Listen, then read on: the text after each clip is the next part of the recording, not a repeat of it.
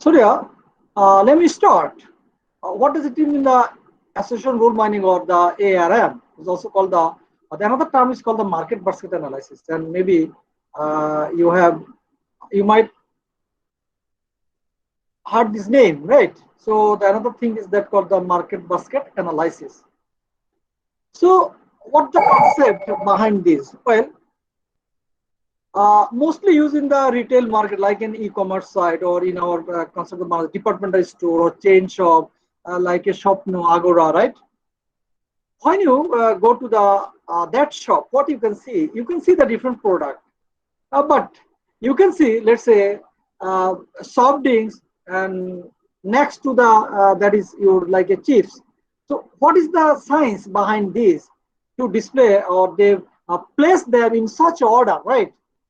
So they actually put or place the product in such order so that user can easily find it out.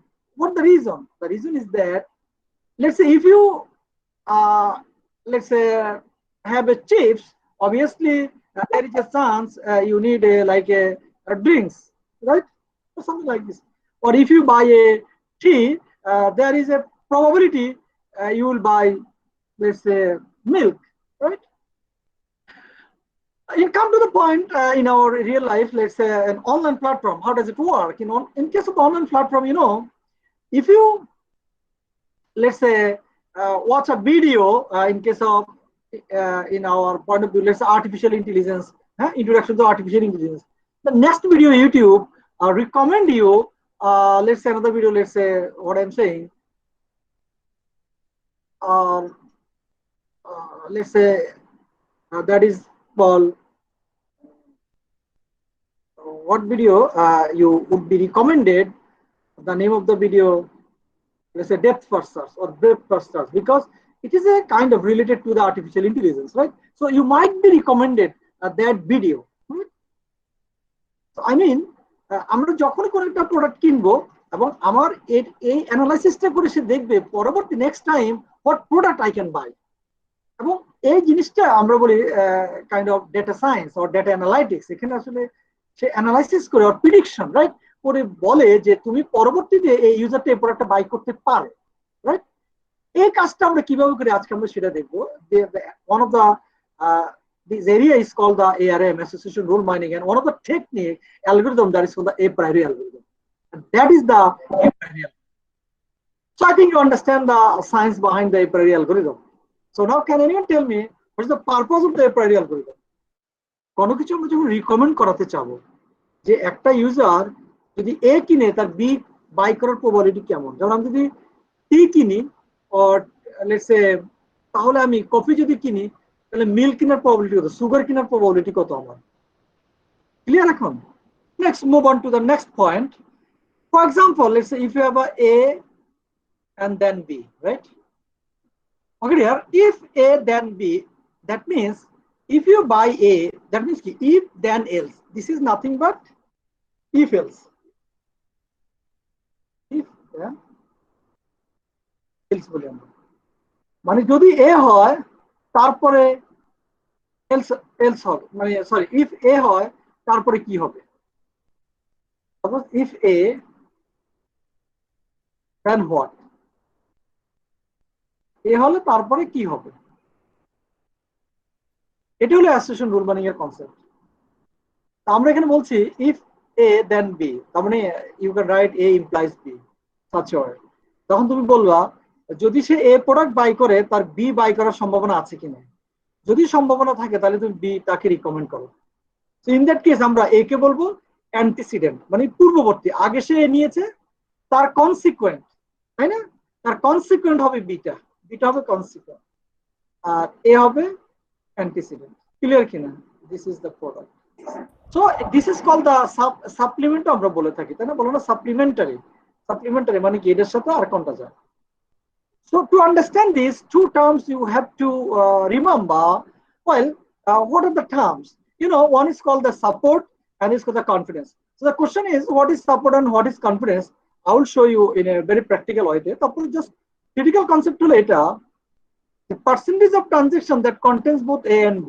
For example, আমার A এবং B আমার একসাথে কতবার আছে আমার ট্রানজেকশনে, এটা বুঝেছি এটা যে আমি যতবার শপিং করেছি কতবার, লেটস সে আমি সাপোজ আমার লেটস সে মিল্ক আর বি হলো আমার সুগার, তাহলে কতবার আমি মিল্ক এবং সুগার একসাথে কিনেছি, এটা হলো সাপোর্ট, এবি একসাথে কিনেছি। And the confidence is that in a transaction set T in C is the percentage of times B is present in all the transaction containing A. অর্থাৎ আমি এ বি যতবার কিনেছি সেখানে, সরি আমি এ যতবার কিনেছি সেখানে এ বি আমি কতবার কিনেছি, এ যতবার কিনেছি এ বি ততবার, সরি আমি কতবার কিনেছি একসাথে। So that is the confidence. আমরা একটু পরে দেখছি practically. So two things you have to consider initially, that is called the support confidence. We have other things like a lead. So later I will talk about that. সেগুলো নিয়ে পরে কথা বলবো। Well, so আমরা এখন বলছি যে two fact, one is support and is the confidence নিয়ে আমরা কথা বলছি। So let's go to the real implementation. There, one point is that suppose you have a data. So read each item in the transaction. For example, আমার 5,000 10,000 transaction আছে, তো সেখান থেকে আমি দেখবো যে কাস্টমাররা সাপোর্ট একটা দেওয়া থাকবে, support is given, and that support যদি একটা যেটা দেওয়া থাকবে তার নিচে হলে সেগুলোকে রিমুভ করে বাদ দিয়ে দিব। যদি সাপোর্টের উপরে যায় তারপরে সেখানে আমরা ফ্রিকোয়েন্ট আইটেম সেট বের করবো। তারপরে আমরা কনফিডেন্স দেখবো, কনফিডেন্স তো একটা গিভেন দেওয়া থাকবে, কনফিডেন্সের নিচে যদি যায় সেগুলোকে রিমুভ করে দিব। তারপরে আমরা ফাইনালি একটা রুল জেনারেট করবো, রাইট? ফাইনালি রুল জেনারেট করবো। তো how does it work? If tea and milk, যদি আমি টি এবং মিল্ক বাই করি দেন সুগার আমি বাই করি, if tea and milk are purchase then sugar would also brought by the customer, customer sugar কিনবে, তাহলে যে টি এবং মিল্ক কিনবে তাকে তুমি সুগার দিয়ে দাও।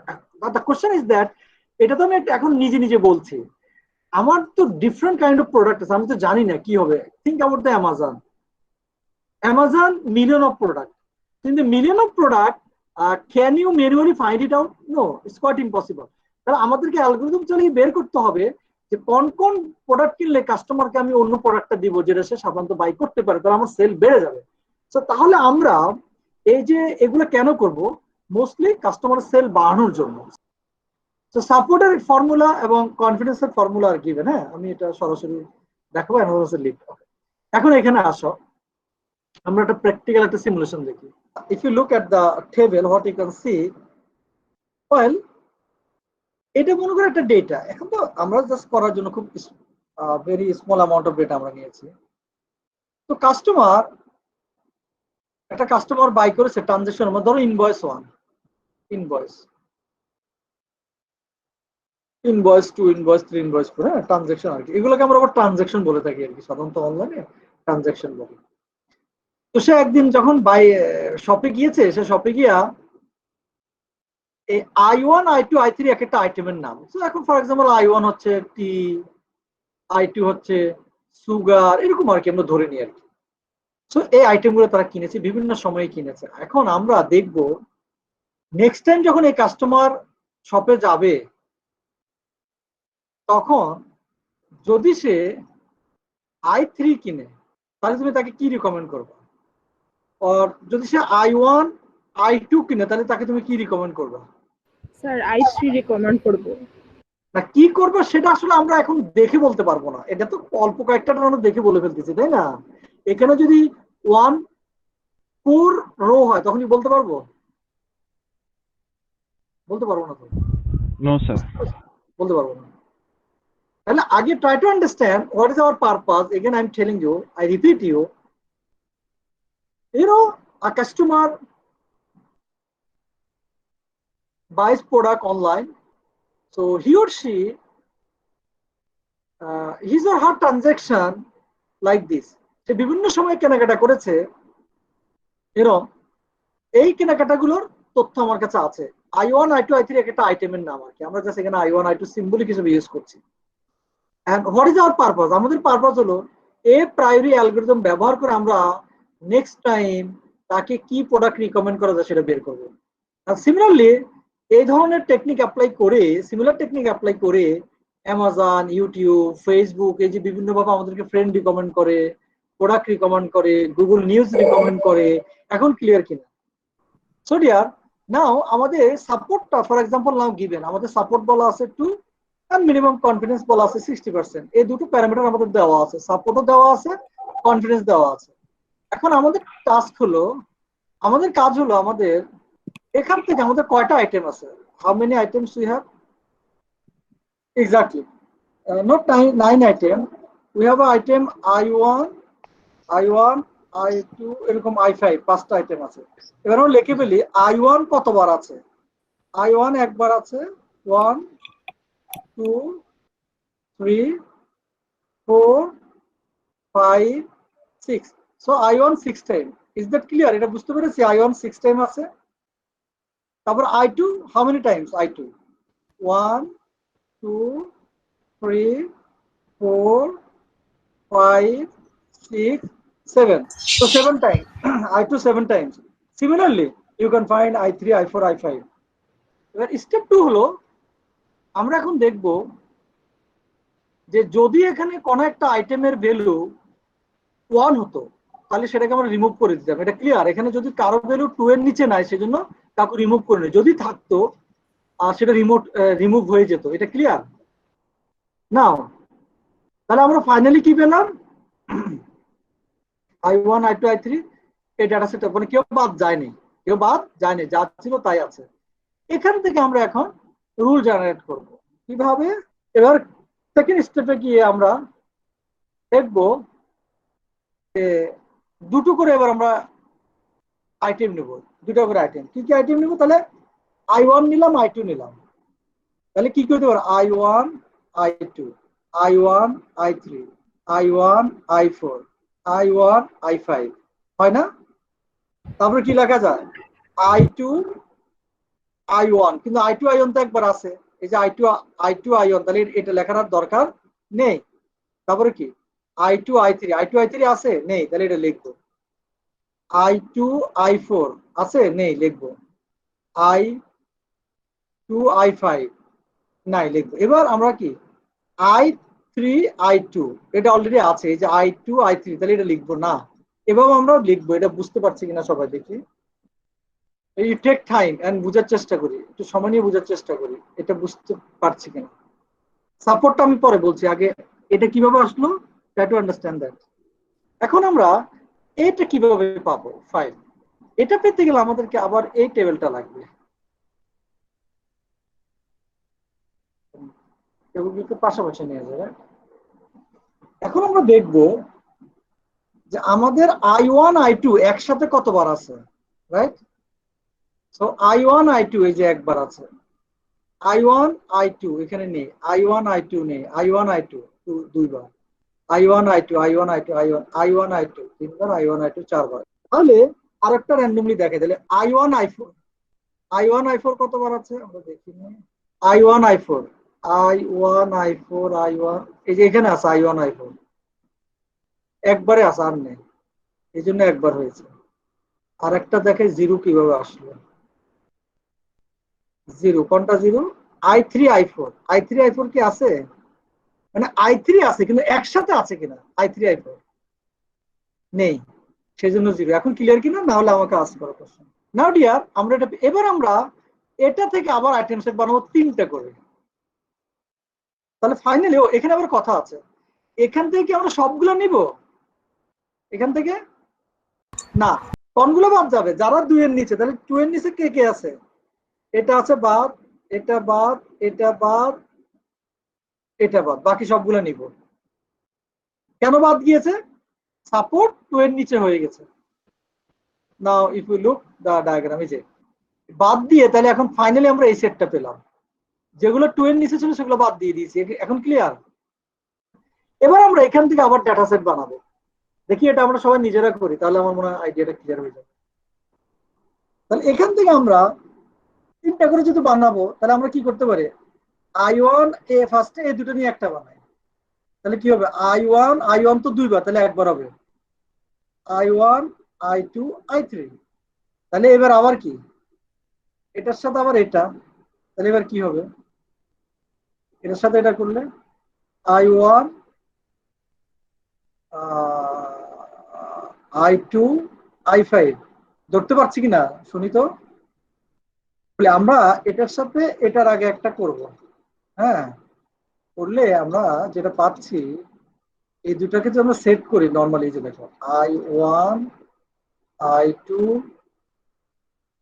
I1 I3, তাই না? জি স্যার। তাহলে এটার সেটটা আসলে কি হবে? ওই যে কমন I1 আর I2 I3, তাই হয় না সেট অনুযায়ী? তাহলে এটা এটা সেটা।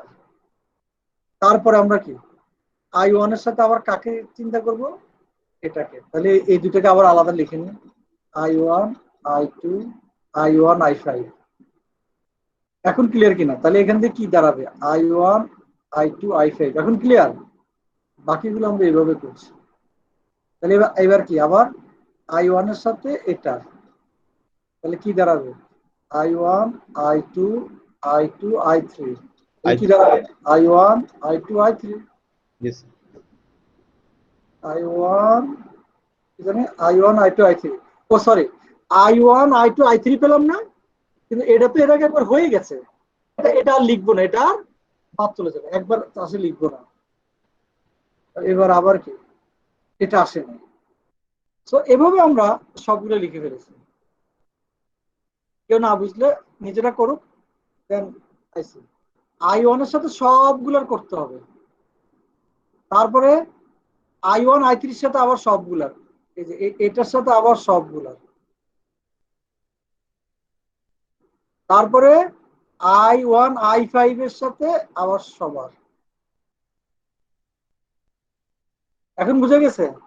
আমরা যদি পরের বার যেমন আই এখন যদি I2 I3 এখান থেকে কাজ করি, তাহলে এটার সাথে আবার এটার করব। তো করতে গেলে দেখবো কি এটা অলরেডি আগে হয়ে গেছে, তাহলে লিখবো না। ঠিক এটার সাথে আবার এটার, এটার সাথে এটার, তারপর এটার সাথে এটার, তারপর এটার। হ্যাঁ ডিয়ার, এখন আমরা এখান থেকে দেখব যে I1 I2 I3 কতবার আছে এখানে একসাথে। I1 I2 I3 I1 I2 I3 নাই, I1 I2 I3 একবার, I1 I2 I3 দুইবার স্যার। আর I1 I3 I5 I1 I3 আমি র্যান্ডমলি দেখছি I1 I3 I5 কবার আছে I1 I1 I3 I5 এই যে I1 I3 I5 একবারে আছে, এজন্য একবারে আছে। আর I2 I4 I5 আছে কত? I2 I4 নাই, সেজন্য এটা 0। এখন এখান থেকে কে কে বাদ যাবে? এটা এটা এটা এটা। ক্লিয়ার কিনা? বাদ যাওয়ার পরে আমরা এখন K4 এ যদি আমরা যাই, তাহলে আসলে আমরা K4 আর যেতে পারছি না। কেন যেতে পারছি না K4 এ? তাহলে আর আমাদের কোনো আইটেমস আমরা খুঁজে পাবো না। কারণ এখানে K4 এ গেলে যে I1 I2 I3 চারটা সেট আর হচ্ছে না। I1 I2 I3 I5 একটাই হবে, তো এখানে আর গিয়ে তো লাভ নেই। এখান থেকে প্রাইমারলি যেটা দাঁড়ালো, এখান থেকে আমরা কি ডিসিশনে আসলাম? আমরা ডিসিশনে আসলাম কেউ যদি I1 I2 কিনে তাকে I3 দেওয়া যাবে, কেউ যদি I1 I2 কিনে তাকে I5 দেওয়া যাবে। এটা ক্লিয়ার? এভাবে আমরা একটা রিকমেন্ডেশন লিস্ট ডেভেলপ করি। এরপর আমরা কনফিডেন্সে কেন যাব? আমরা এটাকে আরো স্ট্রঙ্গার রিকমেন্ড করার জন্য কনফিডেন্সে যাব। আরো স্ট্রঙ্গার রিকমেন্ডেশন কিভাবে? কনফিডেন্স। আমি বলে দিলাম এখানে তো রিয়েল লাইফে আসলে দুইটা আসবে না, অনেক আসবে। তো আরো কিছু আমি বাদ দিতে চাই, যেন কিভাবে বাদ দিব? আমার কনফিডেন্স কত বলে দেওয়া ছিল? 60%। তাহলে এখন আমার দুটো এসেছে I1 I2 I3, তাই না? কি কি এসেছে ফাইনালি? এটা ফাইনালি আমি এটা পেয়েছি, তাই তো? এখন আমি দেখব এটাকে কতভাবে লেখা যায়। এখানে ফাইনালি পেলাম কি I1 I2 I3, এটাকে কতভাবে লেখা যায়? I1 I2 I3। তার মানে যে I1 I2 কিনবে তাকে I3 দেওয়া যাবে, কিন্তু এভাবেও লেখা যায় I1 I3 যে কিনবে তাকে I2 দেওয়া যায়, আবার I2 I3 যে কিনবে তাকে তাকে I1 দেওয়া যায়। এবার এই তিনভাবে লেখা যায় না? জি স্যার। আসলে এখানে রুল জেনারেট করছি আমরা, রুল। এখন এই তিনটা আবার একটা কথা আছে, কথা হলো এই তিনটার ইম্পর্টেন্স একই রকম না। আমি বললাম যেহেতু আমার কনফিডেন্স, যদি এখানে যদি বলা থাকে যে সাপোজ আমার কনফিডেন্স হলো 40 ফর এক্সাম্পল, তাহলে 40 নিচের গুলো বাদ যাবে। কিভাবে বাদ যাবে এখন দেখো। তাহলে I1 I2 I3, তাহলে আমাকে দেখতে হবে I1 I2 I3 কতবার আছে, ডিভাইডেড বাই সাপোর্ট অফ, এগুলো সাপোর্ট আর কি, support of I1 I2 divide by support of I1 I2, তাই তো? তাহলে I1 I2 একসাথে কতবার আছে এই পাশেরটা। তাহলে এখন আমরা দেখি I1 I2 I3 আছে 2 বার, আর I1 I2 আছে 4 বার। এটা কিভাবে বের করবো এটা তো আমরা জানি, ওই টেবিল থেকে বের করবো। কোন টেবিল দেখাচ্ছি, এই টেবিল থেকে এটা তো আমরা জানি। এই যে এখানে I1 I2 I3 কবার আছে 2 বার। এখান থেকেও বের করতে পারি, বা আমাদের ওখানেও দেওয়া আছে যে I1 I2 I3 2 বার আছে, এখানে বের করে রেখেছি। আর I1 I2 কতবার আছে, I1 I2 কতবার, এটা আমাদের এখানে আছে I1 I2, তাই না? I1 I2, এই যে I1 I2 4 বার আছে, এটা আগে বের করে রেখেছি আমরা। তাইলে 2 ডিভাইডেড বাই 4, তাহলে কত আসে ইনটু, এটা হলো ফর্মুলা কনফিডেন্সের, ইনটু 100, মানে পার্সেন্টেজ নিলে আর কি 100, তাহলে কত 50%। তো আমি যদি বলি যে কনফিডেন্স 40%, তাহলে কেউ যদি I1 I2 কিনে তাকে I3 আমি রিকমেন্ড করবো। আর আমি যদি বলি যে কনফিডেন্স 60%, তাহলে I1 যেমন কনফিডেন্স যদি আমরা 40% বলি তাহলে হবে, কিন্তু এটা আর আসবে না। এই যে কেউ যদি I1 কিনে তাকে I2 আর I3 আমি দিব, কারণ এর কনফিডেন্স এসেছে 33%। এখন ক্লিয়ার কিনা? কনফিডেন্সটা দেওয়া থাকবে, এটা কি 40% না 50 না 60, এটা ক্লিয়ার। আর আমাদের এখানে একটা ক্যালকুলেটেড কনফিডেন্স আসবে, সেই কনফিডেন্সটা যদি যেটা দেওয়া আছে তার চেয়ে কম হয় তাহলে এই রুলসটা বাদ যাবে। আর যদি যে কনফিডেন্স দেওয়া থাকবে তার চেয়ে যদি এই রেজাল্টটা বেশি আসে তাহলে এই রুলসটা আমরা নিব, আমরা বলবো হ্যাঁ I1 I2 কিনলে তাকে I3 রিকমেন্ড করো। নাও is it clear to all of you? I think you got the idea how to find out the rule. So these are the final rule. এই যে এগুলো আমরা রুল পেয়েছি, এই রুল উপর বেস করে user is recommended, right?